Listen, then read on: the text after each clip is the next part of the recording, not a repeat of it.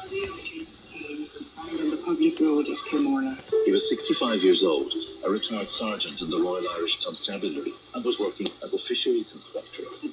To the body was a card with the words, "Convicted spy, let others beware, IRA." But was he really a spy for the RIC? I think that makes James Cave vulnerable to targeting by the IRA is his continued association with the British forces.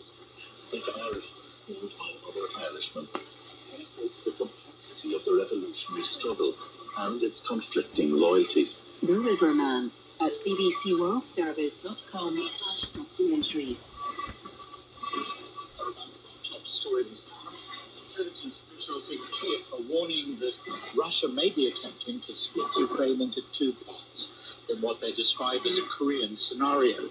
But Olya Olika, Europe and Central Asia Director of the Crisis Group, told NewsHour there's no sign yet that Russia's strategy has changed to focus solely on Eastern Ukraine. It's very much in line with what Russia is saying domestically all along.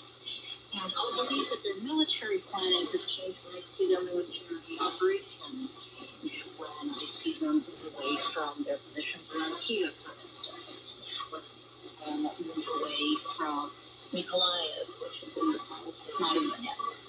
And thus far, I see nothing like that.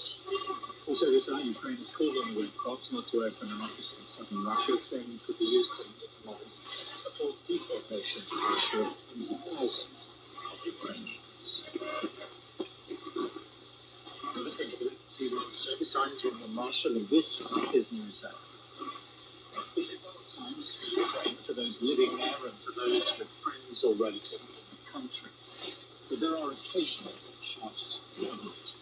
Ben Guri experienced one of those this week. The British journalist and writer had a 2-year-old son, Gilbert, through a Ukrainian surrogate mother, Victoria. And as a result of the riots, Victoria and members of her extended family arrived in Ireland this week, having managed to get out of Ukraine. Nadine began her story by telling me about her own quest for motherhood. My husband and I have been unsuccessfully trying to have our own child for over a decade, and we had a lot of failed fertility treatment and a lot of heartbreak. We had our own process and wasn't able to carry a pregnancy. And after much soul searching, we went back to Ukraine to meet a potential surrogate mother. And I was fully prepared at that first meeting to walk out the room. I was really unsure whether or not we were going to go through this. I had all questions in my head about whether surrogacy was ethical, whether big women were being forced into it, all sorts of doubts.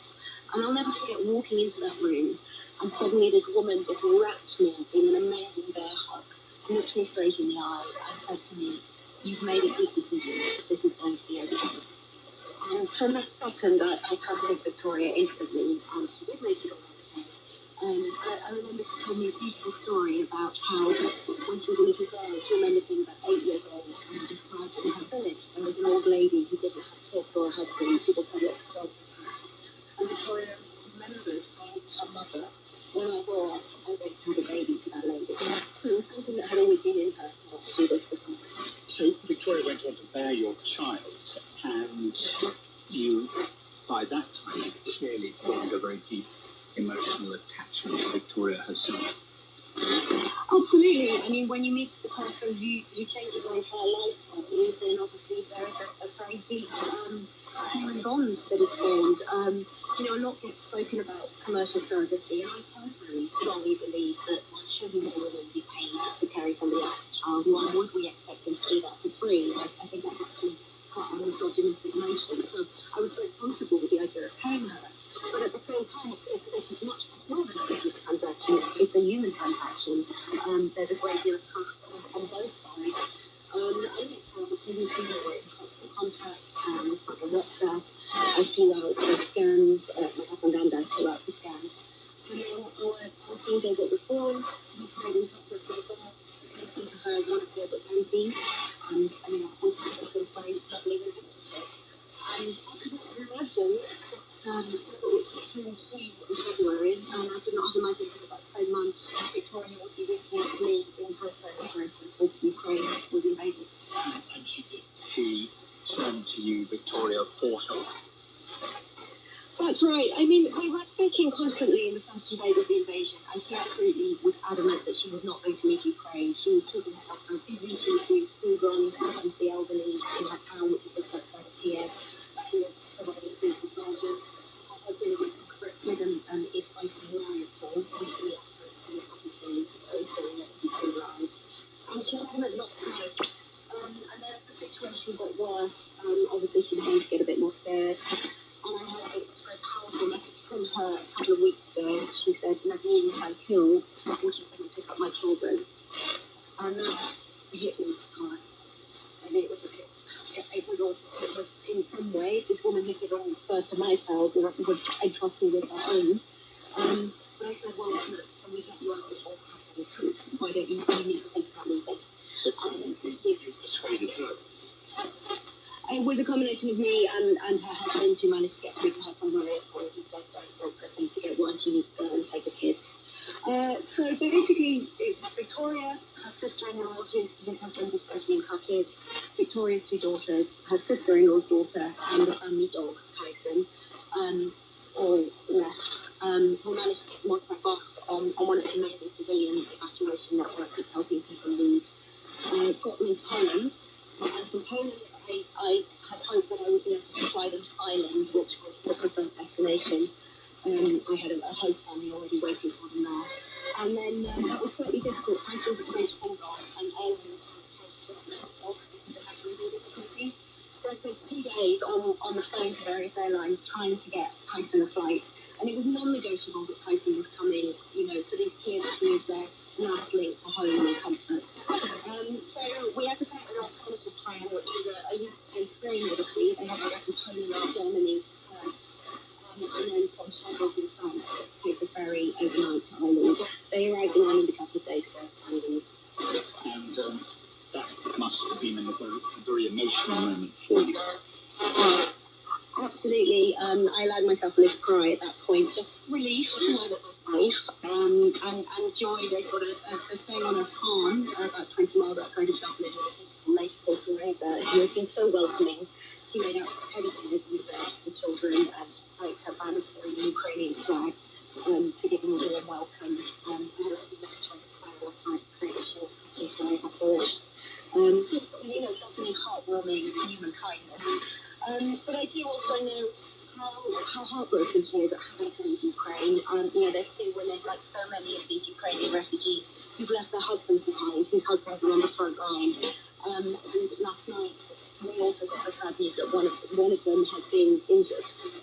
That Victoria's sister-in-law's husband had been badly injured and has been taken to a real hospital. So that really brought the reality home of just how awful it is to leave your loved ones behind and to know that they're injured and to not be able to do anything about that.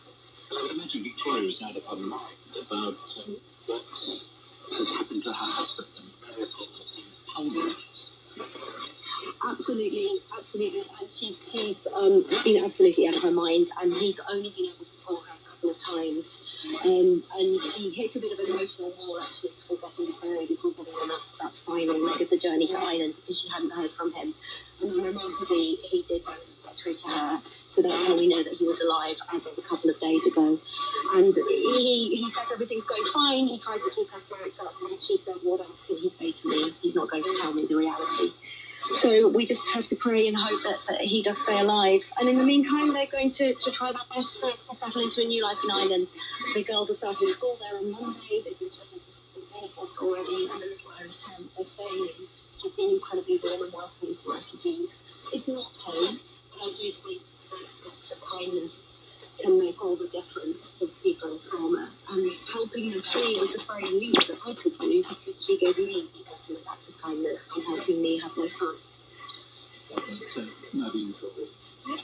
That's it from this edition of NewsHour. From me, Julian Marshall, and the rest of the team in London, goodbye.